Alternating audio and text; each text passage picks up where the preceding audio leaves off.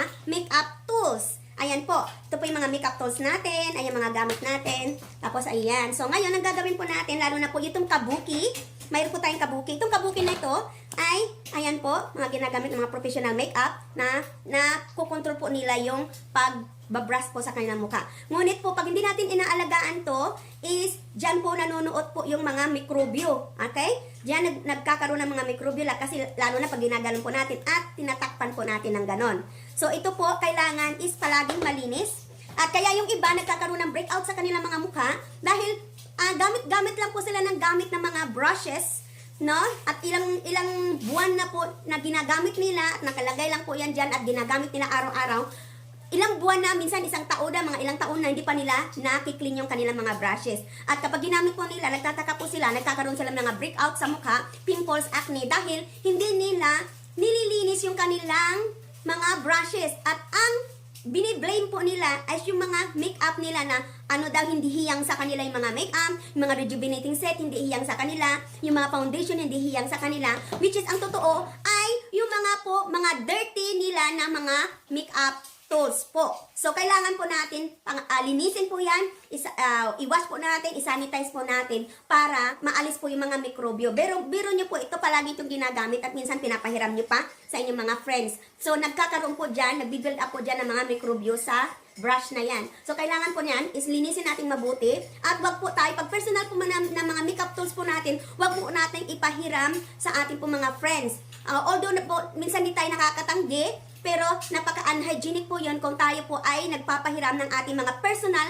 na mga makeup. So, mayroon po tayong atin po talaga at mayroon din po tayong yung sa iba. As me, as a makeup artist po, may sarili po akong makeup brush na personal po at mayroon po akong mga makeup brush po for client. Okay, at I make sure po na talagang nasanitize ko po yan, na regular ko po siyang nililinis para po hindi po tayo nagkakaroon ng mga breakout sa mukha at mga pimples or anything po sa ating po mga mukha. So, papakita ko po sa inyo ngayon kung paano natin itong linisin. Meron din po akong long videos ng aking makeup tools tutorial. Nandyan po. Makikita nyo po dyan kung pwede nyo po panon. Iyan po ay napaka-kumpleto po. But ito po ay shortcut po lamang ng aking po ituturo sa inyo kung paano natin ito malilinis po ang ating mga makeup tools. Napaka-importante po yan na kailangan nating i-sanitize ang ating mga makeup tools. Okay, papakita ko yan guys. Okay. Hello everyone, ngayon nandito po tayo sa ating pong bathroom. So, ayan guys, papakita ko sa inyo kung paano natin malilinis tong ating tools. Okay. So, ayan po yung ating tools. Marami pa po dito. Ayan. So, yan kasama na rin po dyan yung aking mga client tools. So, ang gagawin po natin is hugasan po muna natin ng warm water. So, lalo na po itong kabuki. Itong kabuki po ay madali po siyang makaano ng mga bakterya kasi naka-close po siya. So, kailangan po natin i-wash po yan. Okay. So, alisin po natin at hindi pa siya warm. Kasi makikita nyo na pagka-warm na yung water is magba-brown po yung ating pong tubig. Kasi naalis na po yung mga iba pa natin na ayan, laging mga ganito po. Ito para sa foundation po ito. So, kailangan linisin po natin yan. So, napakahalaga po na nililinis natin yung ating mga Ito ang maganda po nito guys kasi nabe-bend-bend po siya. So, hindi na umaayon po siya sa ng face natin. So, ayan po. Ayan, may makeup brush set. So, linisin po natin siya.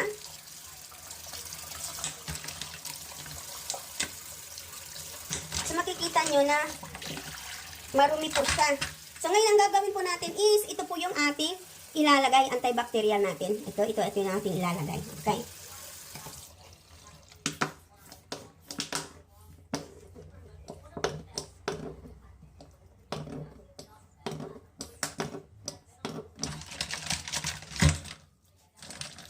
So, nakita nyo guys, ang dumi agad, di ba?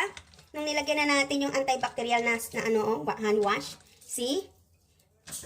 As ang dumi as in.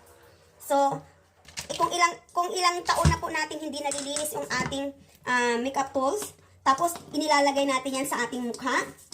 So, talagang magkakaroon po tayo ng breakout sa ating mga mukha po. Okay? Sa ating mga skin. Ayan, magkakaroon tayo ng mga pimples na malalaki, na, ewan, mga bahay ng nuno sa punso. Nagkakaroon ng nuno sa punso ang mukha natin dahil sa dumi po ng ating mga brush. Okay, hindi po natin nalilinis yan. Basta apply lang tayo ng apply at pinapagamit pa natin sa ating mga kaibigan. No? Nag-share tayo ng mikrobyo sa mukha. Ayan, so napakahalaga na, ayan po.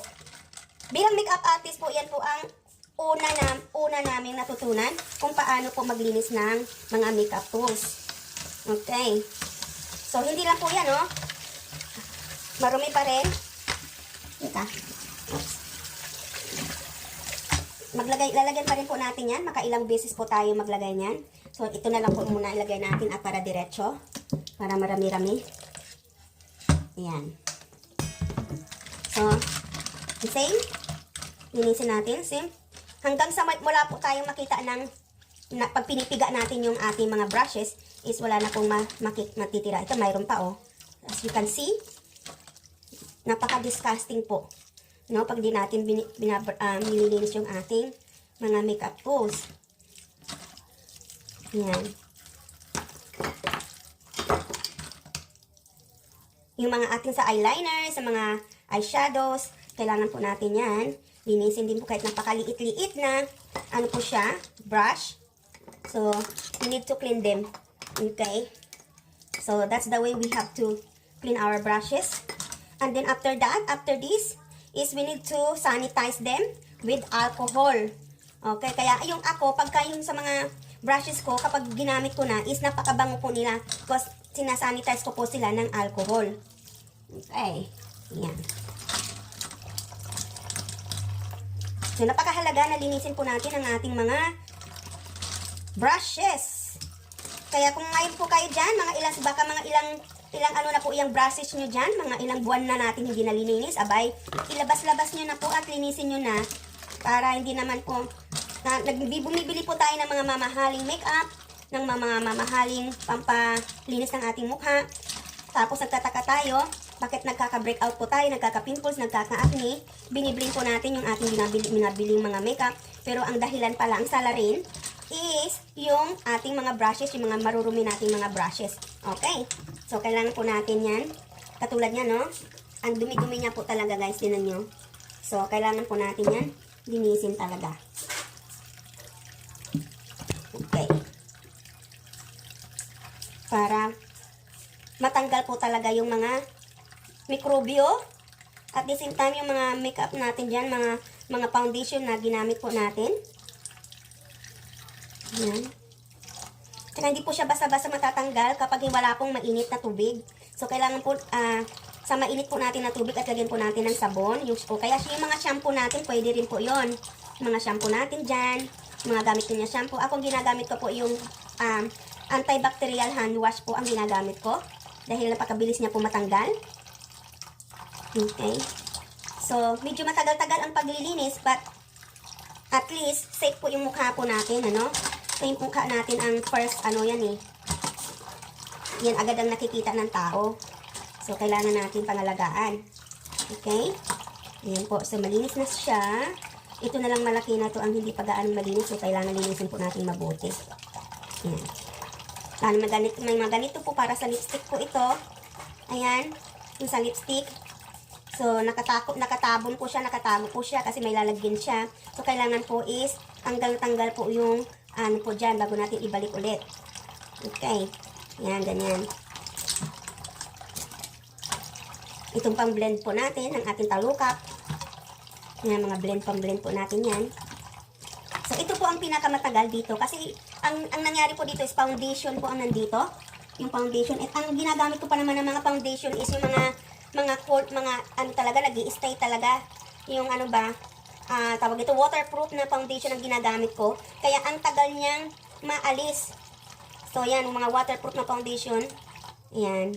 Kasi pagka nagme-makeup po sa bridal makeup ako, ayun ang ginagamit ko, waterproof foundation. Dahil para matagalan po yung kahit na whole night na ang party, is hindi pa rin nagnanaknak yung kanyang makeup. So, kaya, ay yung pong pag hinugasan mo po siya, is matagal po talaga siya matanggal. Ayan, tinan niyo po kadumi-dumi yung ating, tapos ibalik ulit natin siya at iwas na naman po natin siya ng warm water. Ayan. Ayan, medyo okay na po siya. Wash na po siya. Ang ating mga, lalo yung kabuki na to. Diyan nanonood po yung germs yan sa loob. So, kailangan po natin yan na malinis ng husto. Okay? Ayan guys, nandito na po yung ating mga nalinis na mga toast. Linisan na po natin siya, i-dry na po natin siya. I-dry natin. Kailangan dry na dry siya bago natin siya i-sanitize. Then, pag na-sanitize na natin siya, is patutuyuin na natin siya. Okay? So, ang gamitin po natin guys is ito. Ayan. So, ang gawin po natin is, lagyan po natin siya. Ayan, ganyan. Para mawala yung mikrobyo. Ayan. And then, ipapatuyo natin siya mamaya. Ayan. So, na-sanitize na natin siya. Tapos, nalagyan na natin ng alcohol. Ayan. Tapos, ngayon, na natin siya. Pinapatuyo na natin siya. So, ganyan po guys na maglinis ang ating toast. Kailangan po natin maging hygienic po tayo sa ating mga makeup toast. Kasi kung hindi po magkakaroon po tayo ng mga breakouts at mga mga acne sa ating mga mukha. So, ayan guys. I hope na may natutunan na lang po kayo sa akin ngayon. Sa kung paano linisin at pangalagaan natin ang ating mga makeup tools para hindi po tayo magkaroon ng mga breakout sa mukha at magiging hygienic po tayo sa ating pong mga ginagamit sa ating mga mukha. So kung nagustuhan niyo po guys ang aking pong makeup tutorial na ito at tips kung paano natin linisin ang ating mga brushes, ay mangyari po ay i-like niyo po ang makeup tutorial na ito. At sa mga hindi pa po nakapag-subscribe sa ating channel, mag-subscribe na rin po kayo at don't forget to hit the notification bell para every time po na mag-upload po ako ng mga video tutorial, makeup tutorial, o mga tips and vlog ay updated po kayo.